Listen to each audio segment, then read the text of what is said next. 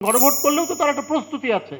আপনি এটা অক্টোবর, আগামী মাস নভেম্বর, তো আপনি আগামী মাস নভেম্বরে একটা গণভোট তৈরি করতে গেলে এর যে আয়োজন, এর যে প্রস্তুতি, এটা মানে সারা দেশের মানুষকে এই সম্পর্কে সচেতন করা, ওটা তো এক মাসে সম্ভব নয়। কিন্তু আপনারা জবরদস্তি করে বলছেন ওটা আগাম দিতে হবে কেন? মানুষ তো এই প্রশ্ন আপনাদেরকে করছে কেন, যে কাজটা সহজে করা সম্ভব সেই কাজটাকে আপনারা টেনে হিঁচড়ে বিলম্বিত করানোর চেষ্টা করছেন। অর্থাৎ মনে হচ্ছে যে আপনারা যে জাতীয় নির্বাচন, জাতীয় সংসদ নির্বাচন, সেই নির্বাচনটাকেই আপনারা প্রলম্বিত করতে চাচ্ছেন বা কোনোভাবে এটাকে এলোমেলো করতে চাচ্ছেন। এইটা আমার মনে হয় ওই রাজনৈতিক দল সহ কিছু রাজনৈতিক দল তারা বোধহয় কোনোভাবেই নির্বাচন চাচ্ছেন, কারণ এদের অতীত ইতিহাসে নির্বাচন গণতন্ত্রের প্রশ্নে এদের কোনো কমিটমেন্টই নাই। এটা প্রমাণিত। এটা একটি রাজনৈতিক দল বলেই যে আমরা শুধু বলছি, বলার কথা ওই জন্য বলছি তা না। এর প্রমাণ 86 সালে দেখেছেন না? সবাই বলল এরশাদের অধীনে নির্বাচনে যাব না, শেখ হাসিনা চলে গেলেন, তারপরেও সেই ইসলামী দলটি চলে গেলেন, বেগম জিয়া যাননি। যে কথা দিয়েছেন সেই কথা রেখেছেন।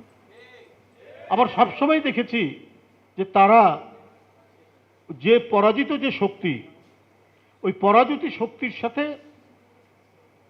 তাদের কোথায় যেন একটা ঐক্য আছে।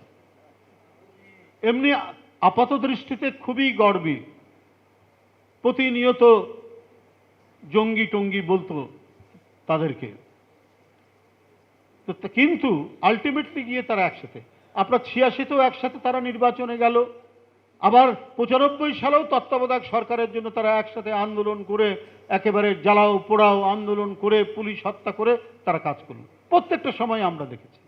আবার আপনি দেখেন 2008-এ যে নির্বাচন, 8 নির্বাচনে দেশনেত্রী বেগম খালেদা জিয়া নেতৃত্বাধীন বিএনপি যেতে চায়নি, যেহেতু তারা তখন জোটে ছিল, তারা চাপ দিল যে না হলে আমরা চলে যাব, বাধ্য হয়ে যেতে হয়েছিল, কারণ শেখ হাসিনা ওই নির্বাচন করবে। এবং মুজাহিদি সাহেব তিনি একবারই অনেকটা ধমকের সুরে বললেন যে এটা যদি বিএনপি যদি না যায় আমরা যাব। কি পরিণতি হলো? পরিণতি হলো তাদের 5-6 জন নেতার গলা চলে গেল। কিন্তু তারপরেও তারা কেন জানি হাসিনার প্রতি, আওয়ামী লীগের প্রতি তাদের লেজ ধরে চলতে তারা খুব ভালোবাসে। আমরা তার কিছু নমুনা আমরা ডাকসু নির্বাচনে দেখেছি, এবং এখনো আমার মনে হয় যে তারা আওয়ামী লীগের ভোটটা নেওয়ার জন্য নানা ধরনের কায়দা কানুন, কৌশল প্রকৌশল তারা চালিয়ে যাচ্ছেন বলে আমার কাছে মনে হয়েছে। এই জন্য নানা জায়গায় নানা দিকে দৌড়ঝাঁপ দিচ্ছেন, এবং এই দৌড়ঝাঁপ সম্পর্কে এদেশের জনগণ সবাই ওয়াকিবহাল আছেন।